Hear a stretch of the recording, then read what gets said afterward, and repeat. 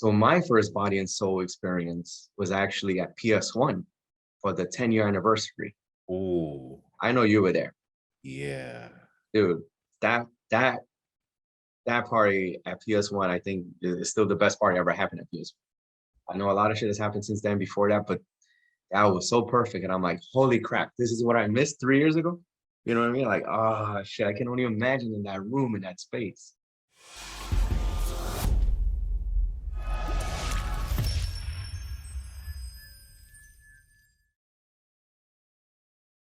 So let's get into it. Today is Saturday, June 18th, 2022. Who are we speaking with? This is Gabriel Mayorga. A lot of people know me in the scene as Silverbull. How'd you get that nickname? I would say in the late 90s. Yeah. Like in the late 90s, I was wearing a lot more jewelry than this. I had a lot of chains, you know, people used to say he's like Mr. T. I used to have rings on every finger, big bracelets everywhere. At the parties I was going to at the time, I would see some people, and I remember some girls are like, you're like a bull who's always dancing, never getting tired. Like, oh yeah, okay. I didn't, it sounded kind of funny. Then I thought about it a little bit, like, oh shit, Silver Bull. That makes sense. Oh yeah. All the energy I had back then, I still kind of have all these years later, but not as much as before. Talk to us about clubbing. How and when did you discover house music or club music in general? This is the funny part. It's like memory does a funny thing as you get older, or then when you start reliving the past with, like, let's say your friends, your family, whoever you've been involved with. I always thought my introduction was kind of like in the early 90s. Turns out it's the late 80s. I totally forgot it was Video Music Box. Ralph McDaniels playing Mr. Lee Get Busy. He was playing the other hip house sound from Farley, Free at Last, which is like about Free James Brown when he was in jail. Like stuff like that was my introduction. Technotronic. Funny enough, their name, Technotronic, based out of Europe, was certain, okay, like a dance beat. Everyone was into Pump Up the Jam. I hated Pump Up the Jam. I couldn't stand Pump Up the fucking Jam. My track was This Beat Is. And that video, not the European video, the American video, which came afterwards, watching them dance in that video actually made me want to dance. You know, that's the funny part. Like, I was like, oh, when I get older, I'm gonna go to the clubs and dance like they do in the music video. You know what I mean? Yeah. So it's funny how my brother and I were talking, you know, reminiscing over stuff like this. And I was like, that's true. I remember stuff like that, you know. Maurice, This Is Acid. That was on the radio. Oh. You know. Steve Silk Hurley's music. All that late 80s greatness he made, you know, Jamanda, Got a Love for You, Hold On Tight, you know, those were actually on the radio. You know, and those are like beautiful music, man. Not just house, just beautiful music if you hear it, you know. My brother was a DJ, is a DJ. He was inspired by my cousin, who's a DJ as well, you know, and my cousin would do like local parties, events, family party events. And we saw a video footage, I think 1990, of them spinning, and I'm on stage just watching while Dance by Earth People is being played, you know. One of Pal Joey's, you know, aliases, you know. So it's always been in my life in the background. You know, growing up, of course, in Brooklyn, Spanish music, freestyle, hip hop. Oh, come on, man. Late 80s, early 90s hip hop, you know? I was a hip hop kid. But then I used to go record shopping with them. Once in a blue moon, they'll take me along. You know, I would always see these names from the mid 90s. Tenaglia, Vega, Murillo, Strictly Rhythm, Nervous. I would see this, but to me, it went in one ear, out the other ear. I was going by what my friends were going by, what was on the radio, you know, at the time, what KTU, High 97 mixes, just stuff like that, you know. So dance music was always in my thing. And then I was also into kind of like the high energy sound, the Euro dance as well in the mid late 90s. So that to me is like all introduction, you know, introduction music. So a lot of people in the scene, I fully believe that, you know, they get introduced to it in a certain way, and then it's up to them if they decide that they want to stay in it, if they want to just move on to something else. You search deeper into what the culture is about, which a lot of people don't get it until they reach a certain age or certain parties. Um, you know, I was going to a commercial clubs, Spanish club. I was underage, using my cousin's ID because we look very similar. What was that club? What was the Spanish club? In Queens, it was by a White Castle, Casablanca. Boom, there we go, White Castle. You know me, man. I'm still kind of a big White Castle eater after dancing all these years later. Mm-hmm. You know, stuff like that. Um, then the first house club that did it for me, funny enough, you know, I understand why I didn't get a lot of respect for its run, was Webster Hall. The DJ at that time in like 98, 99 until about 2002 was Rick Horrible on Friday, Saturday nights. You know, he doesn't get that much shine because of the venue itself. You know, it wasn't that venue was known for like commercial, tourists, you know, yeah, this is true. But what he would play was nothing, he wasn't playing anything with commercials. It was actually like underground stuff, you know? It was a little faster than the stuff my brother would play at home. At that time, he was playing, wait, let me rewind. Like, he was making mixtapes. And I was so into the music he was making that I would sell them in high school. I would sell them when the brief run I had in college. I was hearing him play DJ Disciple tapes from the radio. He would record on 89, 88.9, 89.9, something like that in the mid 90s, you know? It was always been a part of my life, always. You know, just everything changed though when I went to vinyl on a Friday night. That's when everything that led up from being a teenager to the late teens, early 20s, that's when everything clicked. You know, when I heard Danny Tenaglia's Be Yourself Party, that was eye-opening. It changed my whole direction of clubbing, changed my whole direction of music, changed everything for me. How? Why? So like, because like I said, I was going to Webster Hall quite often, along with these other commercial clubs. I was young. I worked in the beauty industry, so hair salons specifically.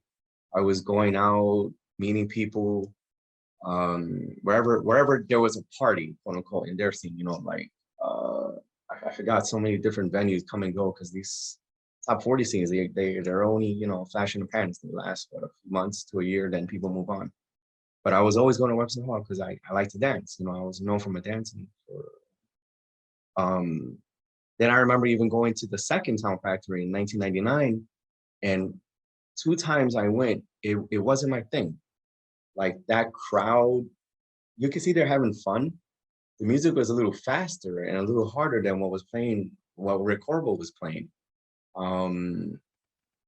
It just didn't feel right for me. Yeah, some of the things I would see was interesting at the time too. What did you see?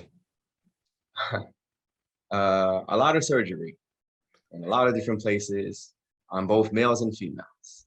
You know, to put it nicely, the whole Jersey Shore scene was, or what for like the TV show Jersey Shore was pretty much in that.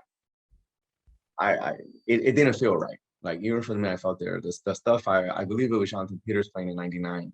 I'm almost certain it was. It just wasn't clicking for me. And then also, here's the funny part. You know, I'm a big lover of deep house, soulful, garage.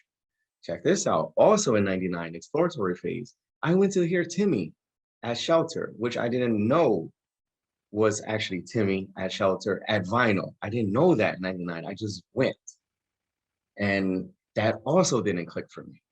Because again, from coming from the commercial scene, the commercial crowd scene with like the type of music I was hearing then that Rick was playing, it was like, wow, this crowd that I fell in love with later on, that I consider myself, I became like, was so possessed with the music.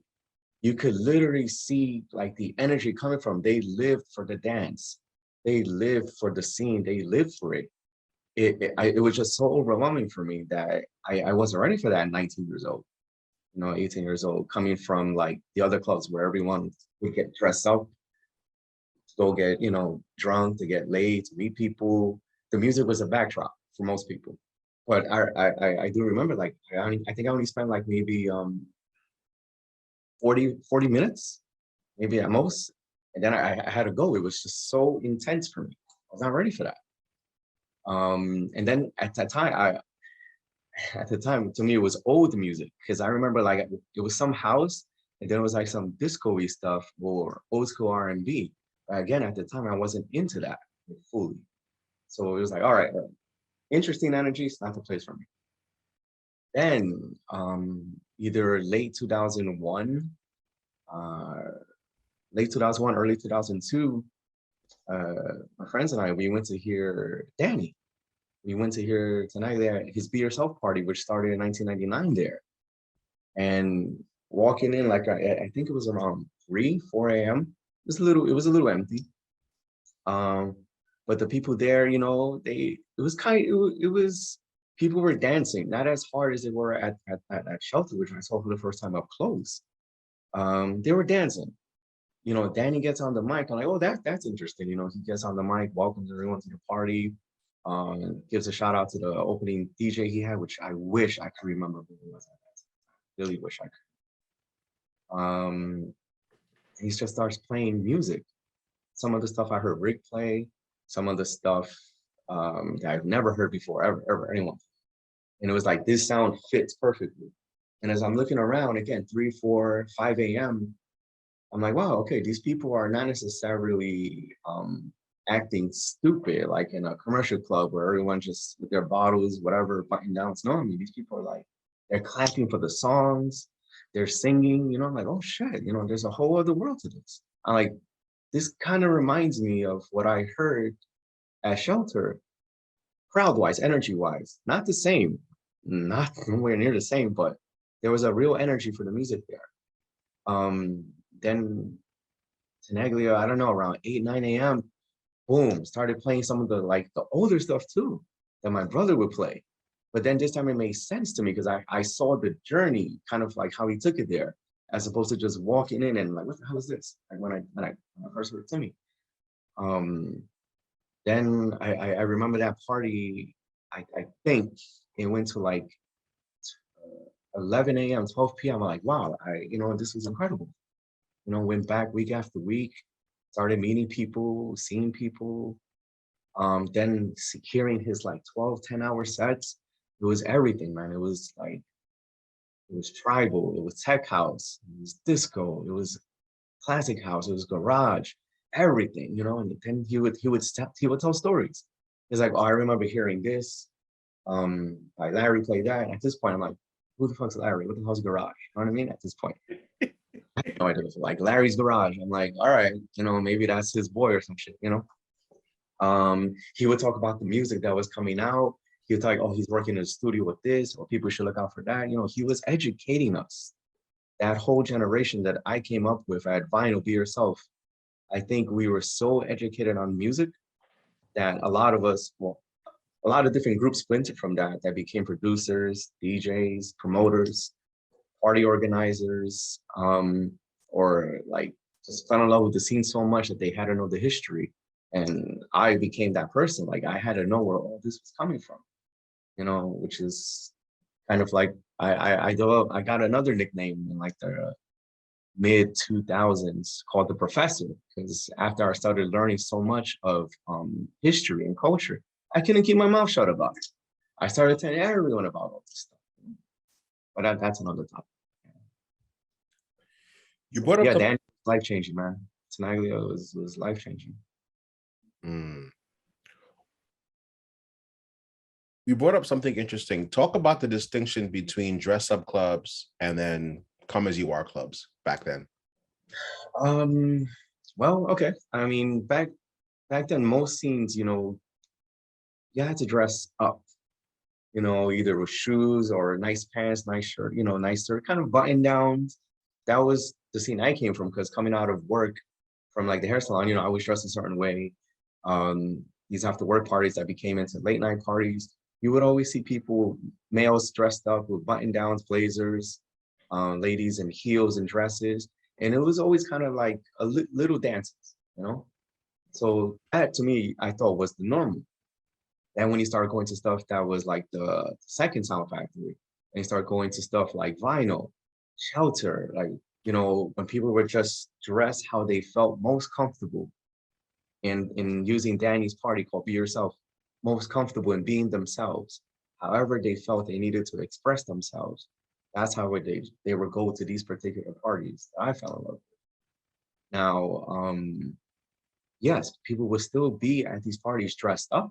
They maybe came from another party, or maybe that was their style, no problem. But when they were at those places where people were dressed how they wanted to dress, their energy was different, in my opinion. You know, like it when you can be yourself at a party and not care about what other people are wearing or how they're perceiving you to look, and you're just getting lost in the music, that energy comes out, man. You know, you can see it from people, whether they're dancing, whether they're, fortunately, whether they're high on drugs too. You could see they're being taken somewhere. And I never got that in a commercial club. Not one. Uh, your transition to becoming a promoter. Talk to us about that. Yeah. Yeah, so again, I was in clubs since the late 90s. Always meeting people. You know, I was always meeting people. I was always inviting people to parties. Come here, this DJ, I'm a fan. Come to this club, I'm a fan. If I'm on the subway blasting music from my headphones at the time and people were like bopping next to me, I was like, oh, you know, you like that? Like, yeah. Want to hear it? You know, like, oh, I go to this party. You know, I would, dude, I was on 24/7 just meeting people. I don't know if it's because I was young, dumb, or just so energetic about this music and culture. So I was always inviting people places. I started going to a Wednesday party at Le Souk, thrown by Sean Cormack, John Cacciatore. It was called, and Luigi. It was called, and Megan Wolf. It was called Refuge. Right? It was on Wednesday nights at Le Souk. They had that party going for a year or so.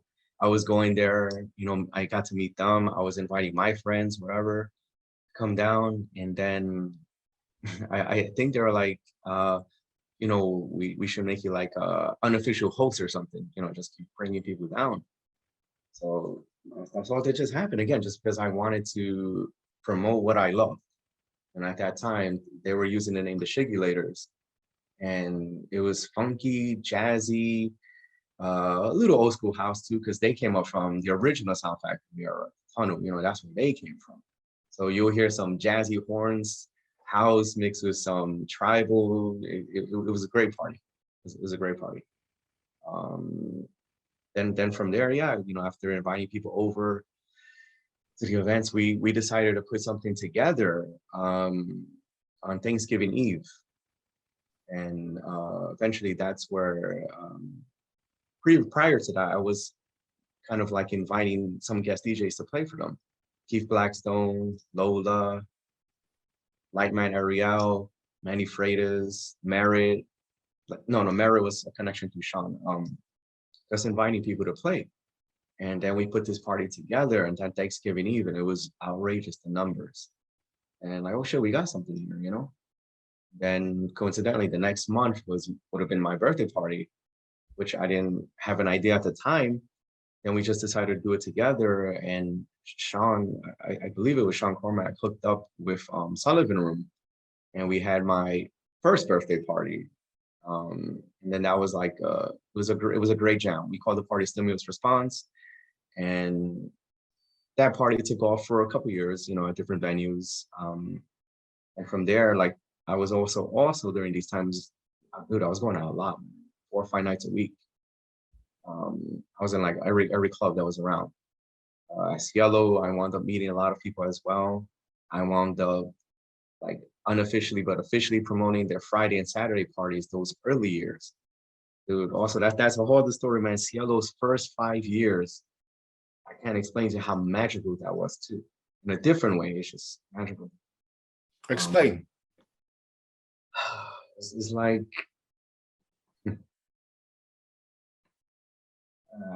sometimes I get a little emotional when I think about it, just because that Cielo opened in 2003, right? Danny's party at Vinyl closed in 2004. For Cielo, I didn't even get in. I wasn't allowed in the first 3 times. There were 3 or 4 times. They were so picky at the door. I didn't understand why. I thought, oh, this is a house club. I thought we should all be ourselves. You know what I mean? So I was like, oh, you know, why is this so problematic? I tried to go here Ted Patterson. I was denied entry. I tried to go here Ted Patterson another month. I was denied entry. I tried to go here Victor Calderon on a Tuesday. He had a record release party. I'll never forget it. Door guy at the time, Stefan and Henri, who wound up to do a lot of other venues and parties in New York. They're like, you keep coming back every month. I just want to dance, man. I just want to hear music. And they're like, all right, we're at capacity now. Whatever line they got to feed people to, you know, not let certain people in. And they're like, if you come back next month, come see me. All right. I went back. Ted Patterson again. I wanted to hear Ted fucking Patterson. And it's like, oh, you came. I'm like, yeah. Boom, open the thing, come right in.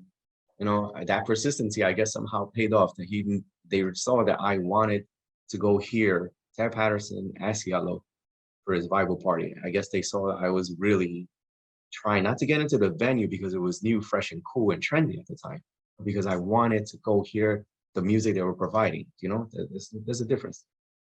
Anyway, those early parties had Frankie Knuckles on Friday, Saturdays. Quentin Harris, D. Travolta had Fresh Fruit going on. They won so many awards those first few years for best club design, sound system, clubs. They were very picky at the door, yeah, sometimes. But then this is why I thought was special.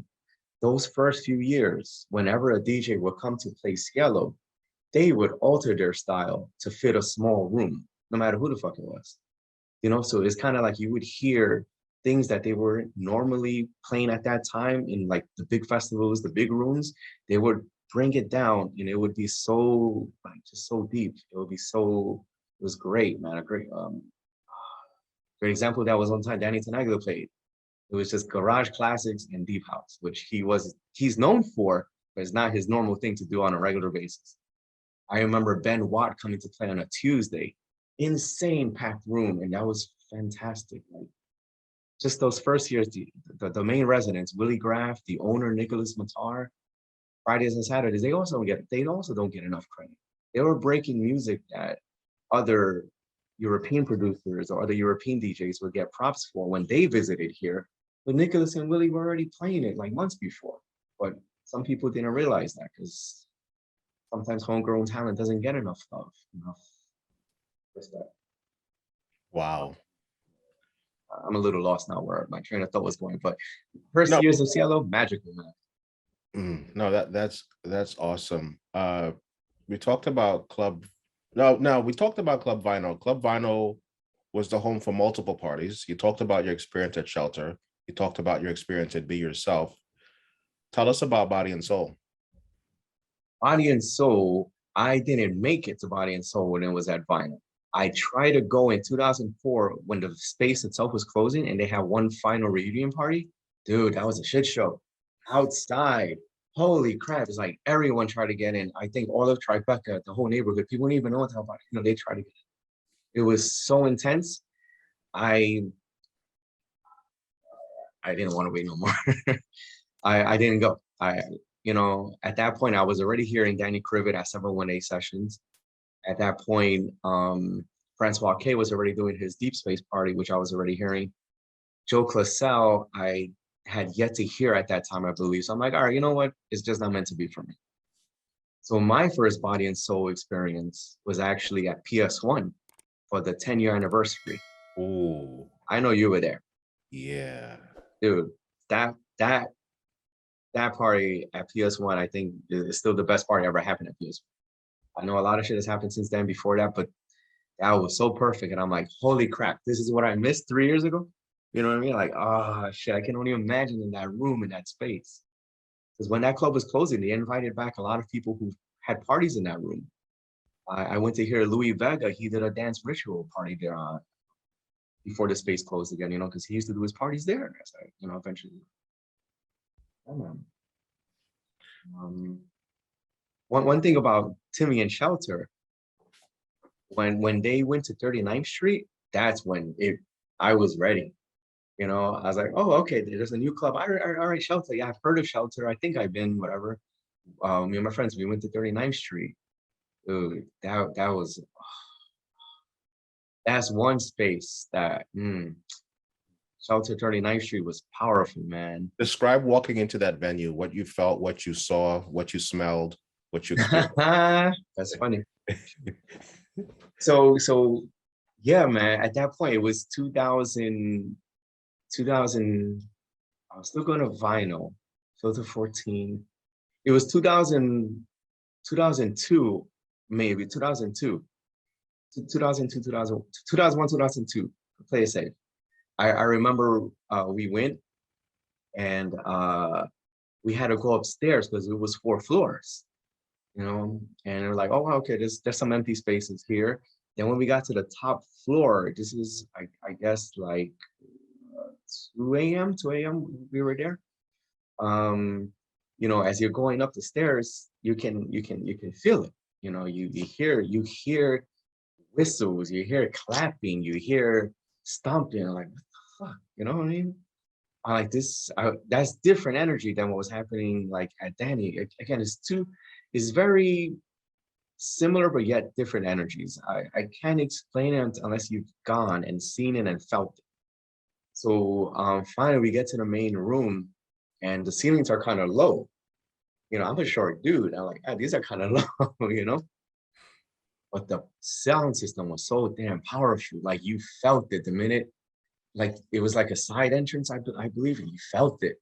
The white walls, the stage, people just dancing, smell of baby powder, which I didn't realize was like, I'm like, what, damn, this shit is just cover of smoke. You know, there's sweat flying this way on my body because people just dancing. There's tambourines, you know, it was strong, man, strong. And at that point, I'm like, you know, I'm into this sound now. So it hit me so different than that first time I heard it. But I'm almost certain I heard Sting International first when I went to that show. Then to me came out later. I'm almost pretty certain it was Sting, the first DJ I heard at Shelter. Then I remember Quentin Harris had his tracks coming out for the first time years later. Oh, Traveling, Cloud 9, Donnie, like that trio of tracks he was releasing, the crowd just was going crazy, man. Like, wow, this is great, man. So it was Be Yourself. And then I got to tell you about Ted Patterson. That like that was my next question, to talk to us about Ted Patterson and the Bible parties. Because, oh man, you know, I spent 2 years hearing Tenaglia weekly, Be Yourself, every week, you know, 2.5 years. And then when that closed, it was like, shit, you know, all right, I didn't know what to do, like on a weekly thing. You know, I was going to Cielo random nights, you know, they were open pretty much Wednesday through Monday. It was all house. So it was a lot of different nights. Louis Vega had Wednesdays, Francois K had Mondays, Thursdays at that time before Benny and Rob took over, which is a wide variety of events. Nicholas Matar, Willie Graff were on most Fridays, Saturdays, John Julius Knight, Roger Sanchez had a quarterly residence some early years, Frankie Knuckles, as I mentioned. Cielo was such a great club for house, man. Then Ted Patterson, his VIBAL party was once a month. And that lasted 13 years, you know, and that party filled in what was missing for me when Be Yourself and Vinyl closed. Arc, excuse me. You know, Arc it was renamed Arc after Vinyl, and some ownership stuff happened. Former owner, his kids.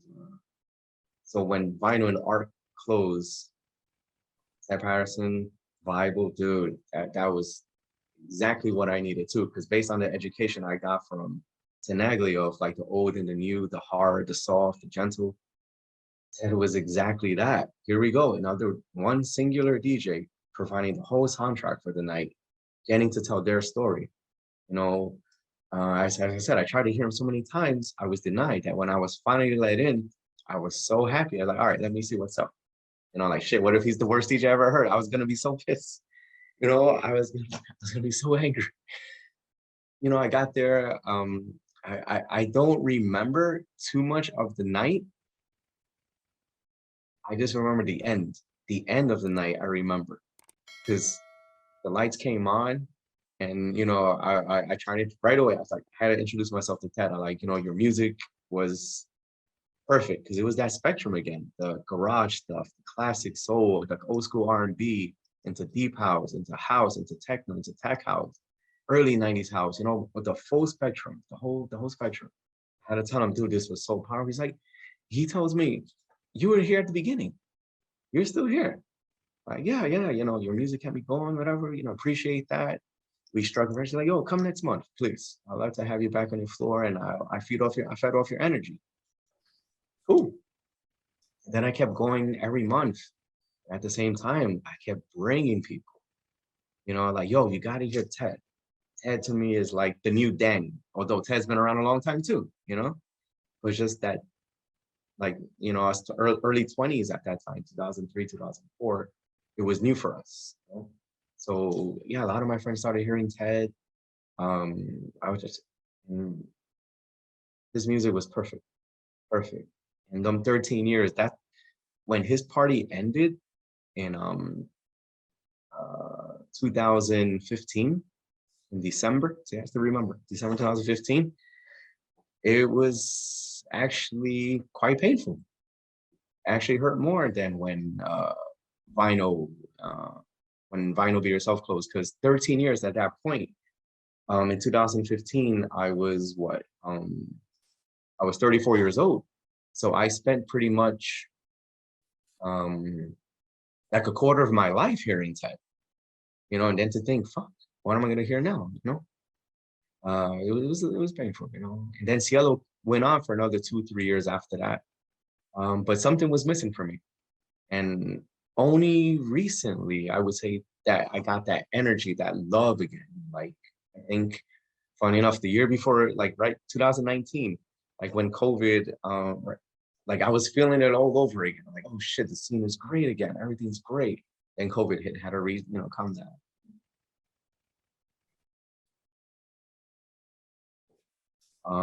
But yeah, man, I'm like, even to this day, whenever Ted plays somewhere, dude, I gotta go there. So to me, it's Ted Patterson, Danny Tenaglia, Timmy Regisford, Danny Krivit. Like, that's New York. That's house.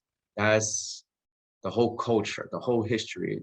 Those 4 DJs can all get tricks back to these. These are, it all started here, David Mancuso, Nicky Siano, Larry Levan, Frankie Knuckles. They're all connected to this past, the beginning of our scene, the beginning of our culture. What, 1970? So was that 52 years ago? You know what I mean? Is all connected back there. And then Danny Krivit 718 session party, another party. That's where I met you. I met you at Club Deep, probably 2004. Like, who's this guy always with a camera taking pictures, bright ass bulb in the middle of a club? Then you would post them right away. And like, oh shit, okay, now, all right.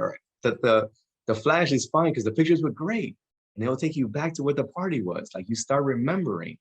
Oh yeah, that moment. I think he played this. I saw this person. Yeah, great. Like, I know the old school mentality of no pictures, no videos. I actually think it's important, like, to document this shit, because as people get older, they may forget things. They'll see this and bring them back to their youth or to a certain point in time. Like, obviously, I was 7 years old when the garage closed, Paradise Garage. So seeing these pictures, seeing these limited pictures, these limited videos is like, wow, seeing clips of the loft, the gallery, all these older clubs is like, damn, I wish there was more. I wish someone could have documented this,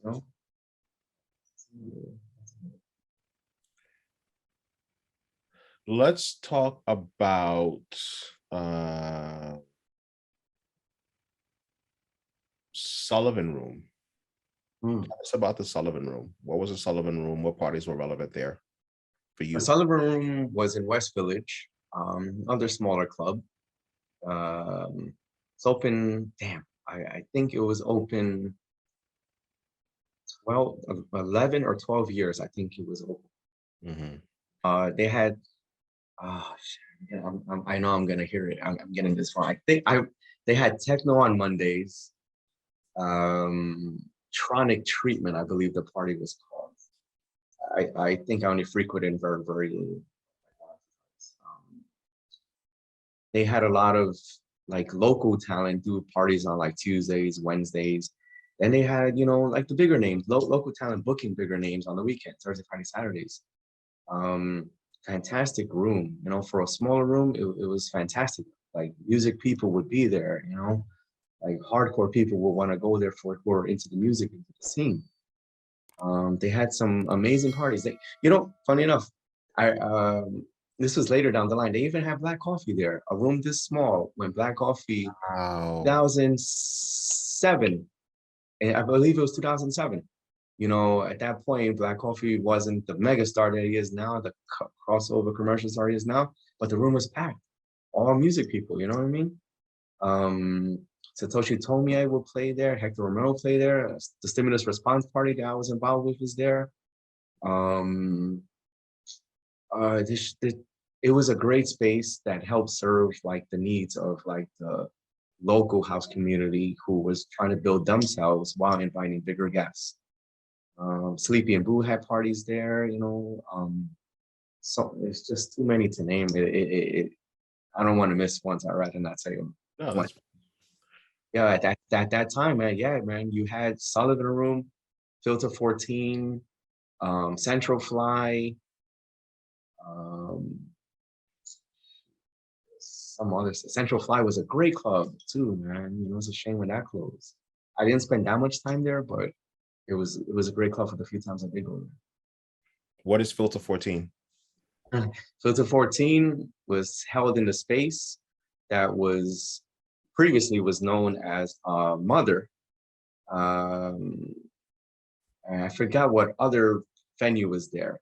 It pretty much was a small, intimate club. Again, local talent. But, dude, they would have Tony Humphreys there. They would have Satoshi Tomi Hector Romero there. They would have the low-end specialist. They would have a lot of big names playing this little room that didn't even hold 100 people, you know? But the parties there were just great because the energy was there. You know, it was 2 levels and a side room. Wait, the lower level wasn't for everybody. Excuse me. There's 2 rooms. Yeah. It was great little club, man. You know, and it closed in 2004 as well. You know, 2004 was a big changing point. Now that I'm thinking about it, you know, Vinyl closing, the second Sound Factory closed, Filter 14 closed, Crowbar and Spirit opened, Santos Party House I think opened the following year. You know, it's big transitional time now that we're talking about this. What happened to New York City? Which era? Something I'm learning as I'm getting older. When I was young, older people would tell me, "Oh, your generation sucks. You know, our clubs were better, our venues were better, our people were better." Based on what I've read, based on what I've learned, based on the friends I have, based on my own research, my own whatever, I can see why a certain era from like the late 70s to the early 90s is considered like prime, pure, like, of course, it's new, it's fresh, it's innovative, you know?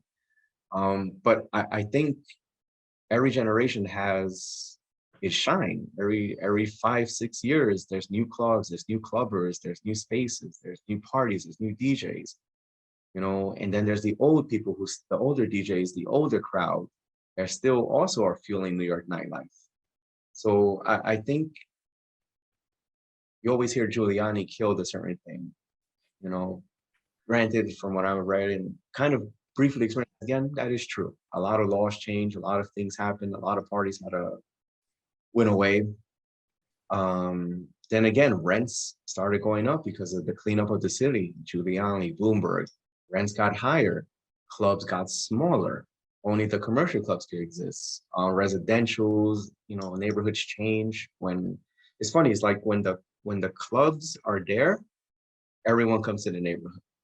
Then the art galleries opens alongside the clubs for the daytime. Everyone comes to the neighborhood. Then the boutique shops come. Everyone comes to the neighborhood. Then the residential buildings come. Now, all these people that have moved in there, they don't want to have clubs at night. They don't want to have art gallery parties at all times. You know, they don't want all these things. So then the rents get higher, pushes the nightlife away. You know, like from downtown New York to, excuse me, from downtown Manhattan in the 70s, 80s to like East Village in the 80s, to like Meatpacking District in the 90s, West Side. Now, you know, you had East Williamsburg in the early 2000s, then you had Williamsburg, then you had Bushwick. Everything keeps moving more and more and more because nightlife keeps changing, rents keep getting higher. Now, a lot of owners want to invest time and money in the party because not because they don't want to, because they sometimes can't, you know? So a lot of venues close, a lot of DJs stop playing on certain frequencies. So some clubbers, they stop going out, they get married, they have kids, they move on, they burn themselves out from drugs, drinking, party, who knows? The generations are constantly changing. I myself started in the late 90s. I've seen a whole bunch of generational changes. And I try to not remain relevant, but I feed off that energy. I meet the younger people. I see what they're listening to, the younger parties, the newer venues. I'm still going out because the scene never dies. It may die for the individual, but the scene itself never dies. You know? When you used to go out, you would go solo, and then you also had a crew. Yeah, man. I was always I like going out by myself because you don't have to quote unquote babysit somebody. You always hear these stories. Oh, my friend got drunk, or my friend lost their thing. Whatever. So I used to always go solo. I don't drink alcohol. I don't do drugs. So my head is pretty clear. I would take care of my friends when need be. But yeah, I would always go solo because after spending so much time in clubs, you tend to see the same faces. You make friends with people. You would always go and know people there, always. Yeah, I would invite people. I wouldn't take them with me. I would tell them where it is. I would tell them where to go. See, that's the difference, yeah, of course, sometimes I go with friends, and I always liked going solo. But then, one of my best friends, his name is Drew. He's been a friend of mine since about 1999, and we've practically been at every party together. How did you meet Drew? On an online message board, on an online music message board, talking about music, or we're gonna battle each other when we see each other the first time. Remember which message board? Shit, I don't. I don't. So you know what? I do. Webster Hall had a message board. Webster Hall had a message board. Yeah, man. We met, we clicked, we talked, we hung out, we changed music, we shared music, we talked music, talked DJs. Yeah, man, that's my musical brother. And people know who he is when they see me, because he's always around too. What does soulful house mean to you? Funny, because when I used to talk to people, yeah, I like deep, I like soulful. It's like the minute I finished the word soulful, a certain demographic in the club scene would be like, oh, you mean like that church shit? Like, I don't like gospel. Say nothing about gospel. I didn't say nothing about what? Then suddenly in my mind, they would confuse me, whether it was in person or online. Oh, no, that soulful church stuff is no, dude, like, no. Like, to me, soulful is kind of like it's strong in the deep house scene. Not this new modern deep house scene that's like watered down, whitewashed European soul that's deep house nowadays. No, looking like the legit shit, Kerry Chandler, the original Jersey sound, Michael Watford, Adiva, stuff like that, like soulful is like strong vocals, even like a song like Finally by Julie McKnight that Sandy Rivera made on the Kings of Tomorrow. That's soulful, There's still music being made that's soulful. Soulful to me is, if you say it to the wrong person, they're gonna interpret it as gospel for some reason. I don't know why. Even to this day, soulful. Oh, you mean like when we go to church? No, nothing with church. Nothing is either you get it or you don't. I hate to say that. So yeah. Talk to us about dating and nightlife. Or is that off topic? No. I'll hear it later one day after this. Yeah. So when you're a DJ, promoter, a dancer, or producer, or someone of some recognition, or for whatever reason,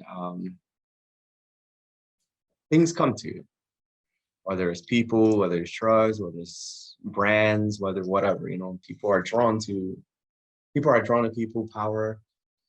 Dating can be very hard in the scene. I've seen multiple, I've seen a lot of things from people, myself included, you know, like whether they met someone in the scene, that turned out very bad, that turned out good in some rare cases. It's hard because when people think, oh, you're in nightlife, you're in clubs, they automatically assume you're in like the commercial clubs and that you only go out for those purposes. They don't understand that there's a whole culture behind this, you know, and I blame all that shit on the publicity that the name Studio 54 gave out. Like Studio 54, everyone knows this club, right? It was only open 2 years at its height, 77 to 79. But somehow, because it had the celebrities, the drugs, the sex, is like the most famous club all over the world. People always will associate New York disco with that. 2.5 fucking years. People don't even talk about the DJ, Richie Kazar. You know what I mean? So I think that still continues to this day. People associate nightlife with drugs, sex, and yeah, it's there. But if someone, let's say there's a DJ, they meet someone outside of the scene, how are they gonna tell this person, oh, I have to go to this party, I have to go to this party, I have to spin to this party, I have to support my friend's party, and still date you? Like it's very, very hard, especially when you're young and the temptations are there, or things are, you know, nightlife can be fun, nightlife could be dangerous too, you know, drugs, alcohol, sex, you know, it's all there. Yeah, it is all there. Insecurities, egos, everything. Like there could be unlimited number of seasons of real nightlife, of a nightlife show, and it can be very entertaining. And they're like, oh shit, that happens, yeah, man. You know, I know of a DJ one time. He was spinning. His girlfriend's giving a blowjob to some guy in the bathroom. You know what I mean? Stuff like that. Yeah. You know, there's stories like this. You know, sorry, dude. Whoever that was, you know, I didn't know many. How has your relationship with club music and nightlife changed as you've aged? I can't go out as much as I used to. You know, Why? before, again, 4 or 5 times a week, because you had the energy. You know, I didn't need sleep for a long time. I never valued sleep until I think like 38, 39. I'm 41 now. But for me, sleep is 4 hours, 6 hours. That's enough for me. You know, in my 20s, early 30s, 2 or 3 hours max is all I needed. You know, yeah, of course I'll get my 5 and 8 once in a while, but you know, I was always out. So the energy factor plays a big role. Responsibilities of trying to be a good boyfriend at, you know, at the times, now husband, work-life balance, you know, my wife isn't from the scene, but she understands what it means to me. She understands that I'm not just someone, oh, I go to a party. She sees I have the books, I'm watching the documentaries, I'm talking music. Like, even when I meet people, I keep my circle of friends or new people in my life related to music. If they're not into this culture, I hate to be the arrogant person, I'm not friends with them. Like I don't associate with people outside of this scene because I like to keep myself enclosed in this culture. I like to be a part of this culture kind of 24/7. You know, look, even my water, my cup to drink at home, you know what I'm saying? Like I do live this shit 24/7. That's no joke, you know. So it's kind of hard sometimes, you know, like there's been times when wife and I we were walking down the street earlier in our relationship. People like, yo, Silverbull, you're gay. You know, she wasn't getting this. I'm like, yeah, I was somewhat popular for a few years. You know, people do know me. I have a certain look, I have a certain style. You know, yeah, people, you know, it's you have to make sacrifices for things you love. You know, whether it's a person, a job, a family member, something. I love this culture so much, dude. I've given up jobs in the middle of the dance floor. I've broken up relationships. I've had relationships ended. I've changed career. There's been so much stuff for this culture that I've done, like for me just to be in it. because I loved it. I love it. Same thing with relationship. So, I'm very happy, with the marriage I have. I have to remember, like, it's not about me no more. So I have to remember, I can, like, be out 4 or 5 nights of the week, because then it's unfair to her. So I have to pick and choose where I go. That's why it's good to know what's happening like 2 or 3 weeks from now, so I can plan it out. I'll give her a 90-minute massage today so I can go out next weekend, something like this. I love that. I love that. How did you stay sober when most people didn't in the scene? I get asked that a lot, actually, funny enough. And by the way, I am too. So I'm not trying to be shady, Okay. Yeah. Yeah. People think it's stupid, because when I tell this story, I catch myself and I feel like it's stupid too, but it made the most sense to me. It goes back to being in 2nd and 3rd grade elementary school. I don't know if it was my teacher or someone they brought in had something called Smokey the Bear, right? They would show what would happen if he smoked cigarettes and drank alcohol. Like, they would remove his chest and show you like all this dark smoke before and after, cirrhosis, like a whole bunch of things. As a child, it's like scary to see for me. I'm like, oh, I don't want that. If this is what it looks like without it, and this is what it looks like with it, why do I need this? So then when you start going into clubs, yes, the temptation is there. Have I drank alcohol? Of course. I've sampled it, I've tasted, I've been drunk 3 times in my life. Like hardcore drunk 3 times, with the last hardcore at a party being early 2000s, but that's because I'm also a lightweight. I don't drink. So if I do drink something, it does have an effect on me, But anyway, yeah, I find it easy because the music was there, like I love to dance. Like, so I understand some people need alcohol to loosen up, to feel good, or for whatever reason, conversation wise, whatever. Just I never needed that because I don't like to really talk at a party. I like to dance. I like to feel the music, Same thing with drugs, man. I had so much energy that if I was afraid if I do drugs, shit, I'm gonna be swinging from the disco ball. You know what I mean?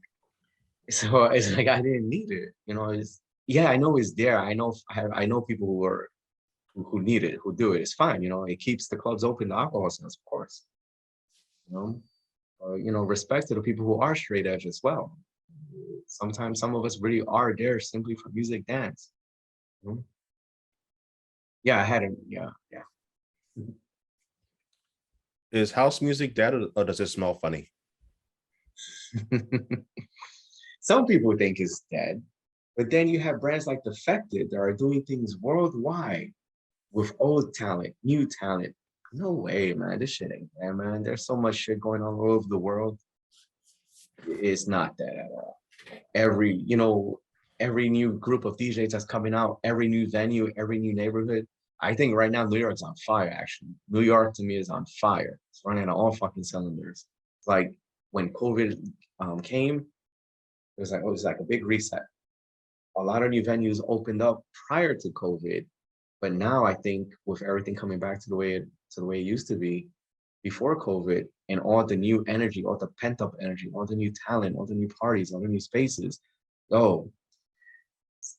sometimes I wish I was in my 20s again to go to everything. There's too much going on again, too much. From Good Room. These are the venues that right now I think are tremendous. Good Room, Public Records, Nowadays, Knockdown Center. Like, those spaces alone provide so much different types of talent. House music, techno, experimental stuff, so many different scenes. Dude, and there's so many other little clubs, little bars, little lounges. It reminds me of East Village. Like right now, Bushwick reminds me of East Village in the early to mid 2000s, when you can go out every night of the week, walk 4 blocks here, 5 blocks there, and you go into a different space, different party, different DJ. New York, man, it's not dead, man. No, it's just maybe it's dead to the people who don't know what's going on. Maybe it's dead to the people who only like one DJ, one scene. But nah, dude, New York is crazy, man. Right, man. What is Afro house and how do you feel about it? Mhm. Well, to me, because everything goes back to Africa, music-wise, drums, it's all kind of related. You know, the now when I hear the term Afro house, I think back to when I would first hear the term, which was 2006, 2005. That's when I started hearing about the South Africa sound. Timmy Regisford at Shelter was playing Black Coffee. 2005, 2006. Before anyone, knew who he was. But before that, he was always playing drums, percussions. There's a lot of instrumentals. I didn't know what that was. No one's gonna know what that is. Timmy had his own edits of edits of edits, layering. But then I remember back to some older stuff that you wound up hearing later on, like there was a lot of Afro sounds in the mid 90s. There's a lot of Afro sounds in the early 90s of house, But for some reason, like with the whole Black Coffee, they would even market parties like that. Afro Invasion, in Winter Music Conference in Miami. Even here when they were doing a lot of parties, Black Coffee, Cool the Song. Parties like that was big market as Afro house. But there's been people making Afro house again since the 90s. It's not a new thing, but it's a new marketing thing. Or at least it's a new marketing thing that's been going on for the last 10, 15 years and it's still going on. You've been in the New York City club scene for 2 decades. What, in your perspective, from your opinion, what are some of the most impactful changes, things that have changed the scene in one direction or another, either positive or negative? Every club that closed, I think, changes the scene because you have an influx of people who worked at these clubs and now they're potentially be unemployed. You have friendships that can possibly be disappeared because you don't know if you're going to see these people again that you see every week. Then there's a worrisome like, oh no, where am I going to party now? Or where can I go hear such and such DJ? So whenever a venue closes, it's kind of like the jitters. Oh my God, what's now? What now? Then when a new club opens, like, oh shit, okay, all right, let's give it a chance. So club closings, club openings, of course, are very impactful.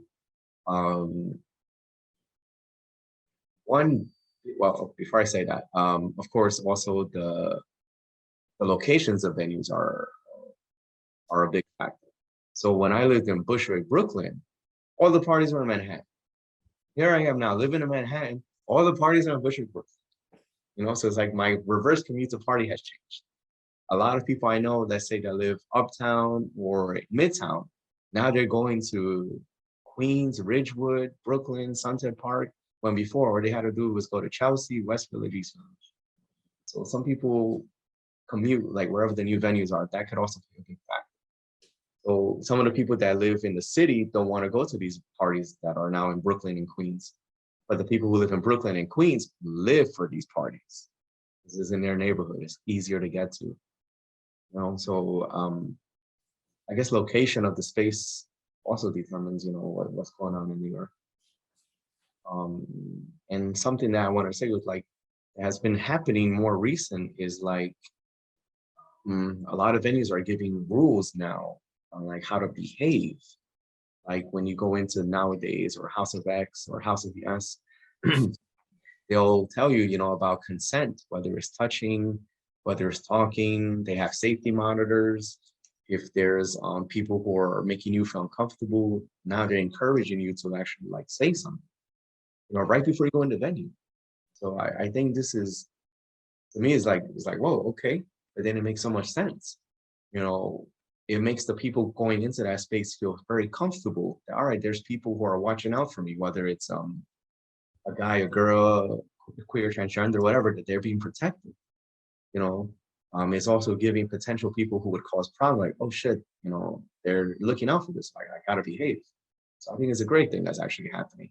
But the flip side of that now is that you lose that kind of raw energy. Let's see what happens. Some people live for, but that's also the old school way of being too. Pros and cons for everything in life, man. Pros and cons. Is how inclusive is house music these days? Is it more inclusive or less inclusive, and why? Um, I actually think at its core, it's more inclusive, but this is the big but. When it comes to people like myself, sometimes um, I can be arrogant about it because I love it so much, and it can turn people off too, you know, like music snob or arrogance or let's say putting down other scenes, other stuff like that. That can turn people off. Not everyone is about the culture, is about the life. Some people really just want to go out and have fun, they couldn't care less who was spinning. They just want to go where their friends are. They just want to go have a good time. They want to dress. It's fine. When I was younger, I was a pain in the ass with that. I still am now, but I was much more a pain in the ass back then. Um, so I think it is inclusive, and it can also exclude people. But right now, because there's so much raw energy, at least in New York, in Brooklyn, where you have so many walks of life, man, that scene, you'll see everything now, and even the people that never went to a party like 718 sessions, never went to a shelter party, they're going to these parties where that music is being played, you know? Then I guess it's up to them, like, oh, they'll find out who the DJ is, they'll research their stuff, then they'll see where the roots are. Then it's up to them to go figure out where things are. Oh, these people are still playing? Yeah.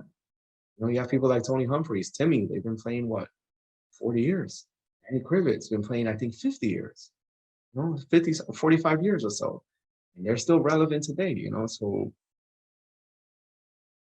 I think it's up to the individual to decide how they're gonna take this thing, whether it's something they do for a few years, whether it's something they dedicate their life to, or a couple years, or just again for fun. But nah, man, I think our culture does it lets everyone in. But yeah, sometimes unfortunately someone like myself though can maybe scare people away because I'm so like, oh, you gotta know this, you gotta know that, you gotta know who Larry is, you gotta know who Frank is, you gotta know what Ron Hardy did in Chicago, you gotta know all these, you know what I mean? But not everyone cares to know the history. That's cool. I've learned to realize that as I got older. How important is a DJ residency in establishing one's career? Um, in the 80s, it was everything. In the 90s, it was everything. Nowadays, in this era, or in the era I started becoming the weekly residencies pretty much faded away. The only weekly residency that I can remember of like a big name at a proper club was Louis Vega, Kevin Hedge Roots Party at Cielo on Wednesdays.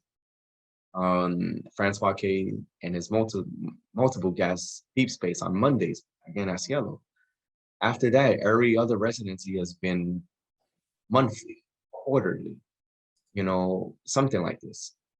It's I think it's important, still important, because you know what to expect from that DJ, you know what to expect from that party, you know what to expect from, let's say, the crowd, the venue, if it's still happening at the venue constantly. You can always say, oh, I look forward to 718 sessions every month. Thankfully, that party's still going on too. Now it's about, I think, 18 or 19 years old. Wow. And to know what to expect. To have like DJs now, a younger party called a younger group of DJs called Muscle Cars. I become such a huge fan of theirs. Dude, their mixing, it to me is like Ted Patterson meets Timmy Regisford and hangs out with Tony Humphries. Like this mixture of music, and they're playing it. They're playing the old, the new. Their crowd, their name of the party is called Coloring Lessons. Their residency, their crowd is living for this shit. And it's great to see. I have a lot of respect for them. And they play great music, and because of their residency, people know what to expect. So I still think residencies are important if you can get it. But then the frequency, that's a whole different topic. It's once a month, once every 2 months. That's a whole nother thing. I do think residency or having a party brand is important, because I think most residencies now became a brand. You know, like venues would book a party night, a brand, as opposed to like have the residence. It's the same thing. Right? Being a promoter for so many years, what makes a great promoter? Consistency, dedication, accepting failure, accepting rewards, having your own style. You know, I stopped being an active promoter actually a few years ago. Once in a while, even now, I'll help. I'll help some friends, whatever, but I'm no longer in it just because it's a lot of work. It's a lot of potential headaches too, you know, contracts, venues, fees, paying, you know, all these things you have to deal with. So everyone who's been around and is still doing it, it's consistency. It's Give us an example. So say, you know, you're on Silverbull's list and you get, you know, back in the day, and you get people to come to XYZ club. What kind of commission do you get? Like $1 per person that comes in, or how does that work? It depended on the space, it depended on the party, it depended on the venue. So sometimes it would be a flat fee. Sometimes it would be a certain amount per head. Yeah. Or sometimes it would be what was generated at the bar, and we'll get a big percentage of that. Sometimes it was whatever we made at the door. You know, the whole door was ours, whatever we charged. So, you know, it varied so much. Where So, and how do you get musically inspired these days? still the parties, man. You know, there's nothing like being at a venue. You know, you if you have a room, I don't know, let's say 150 to 500 people, that's 500, or maybe 300.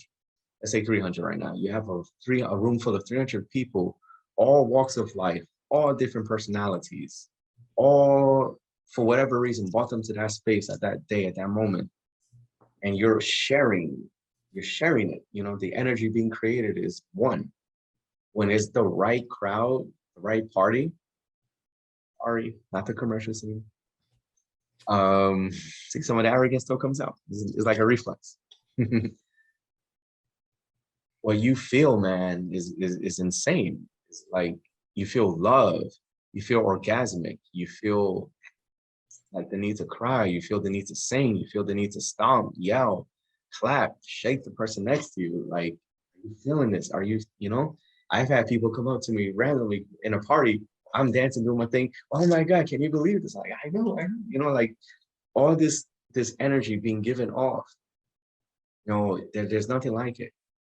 So COVID was very hard for the music part of me. Like, you know, I prior to COVID, the most time I ever spent away from a dance floor, from a party, was really 2 weeks. So I had a good 20-year run of being out every week, multiple times a week. When I would go to different countries, I was going to the clubs in those countries. I had to, you know? So when COVID happened, I spent 18 months, no, yeah, about maybe about 8 months, excuse me, without going to a party. It's painful, very painful. What did you do with that time? How did you survive? Well, again, during that time, you know, with my wife getting married, like the domestic part of me was very happy. The music part of me was hurting. You know, I heard music, you know, I was hearing sets. I was watching the Twitch videos that, you know, DJs were putting on. I was still hearing music, watching music, but there's nothing like being at a party, you know, with the right crowd, with your favorite DJ, and we're all going for it. You know, we're all feeling that nothing will ever change. Nothing can replicate. I mean, I hear mixes all day long. On the subway, I'm hearing music. At work, you know, whatever. I'm always hearing music, but the inspiration is the party. Seeing sometimes younger people like going crazy from, like, say, okay, so in 1993, I was 12, 13 years old. You know, Oscar G, Merck, they were putting out some great songs, you know, which I became a fan of. Now here in 2022, seeing people go crazy for, like, let's say those older songs like that, who are 20 now, Like, yeah, see, it will always get passed down. Like, you know, great music, great house music is great house music. Timeless. You know, people will feel it. You know, when I see that, it's like, that's inspiration.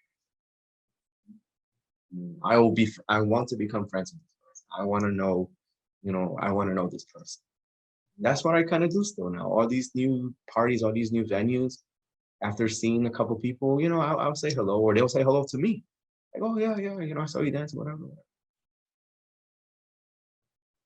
What advice would you give to the next generation? Know your roots, man.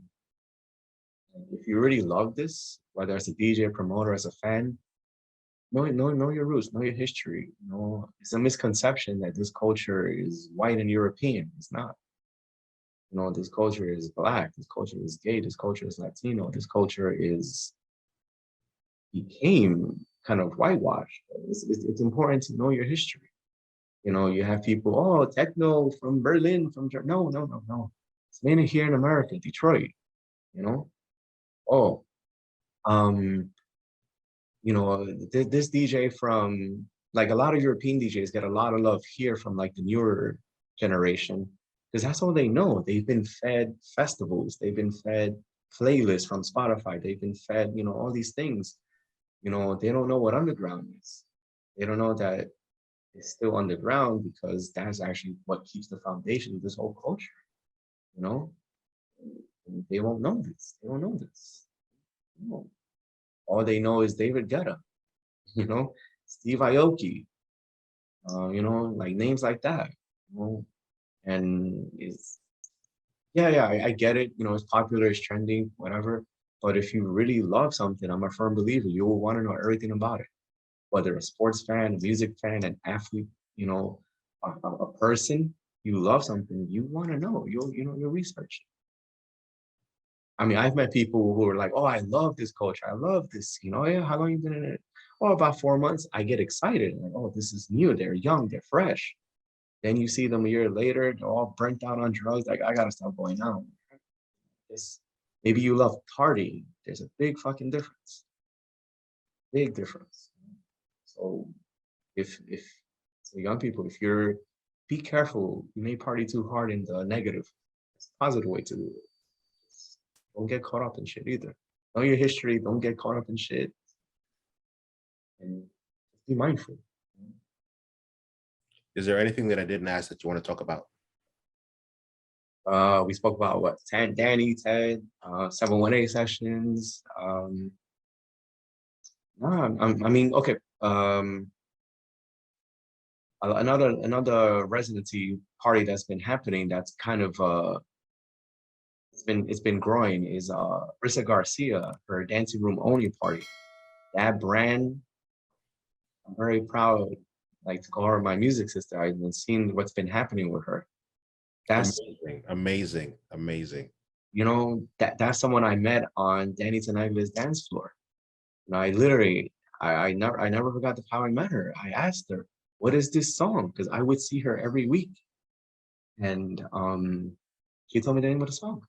Like, oh, cool. You know, like, she knew it. And then we became friends based again on music.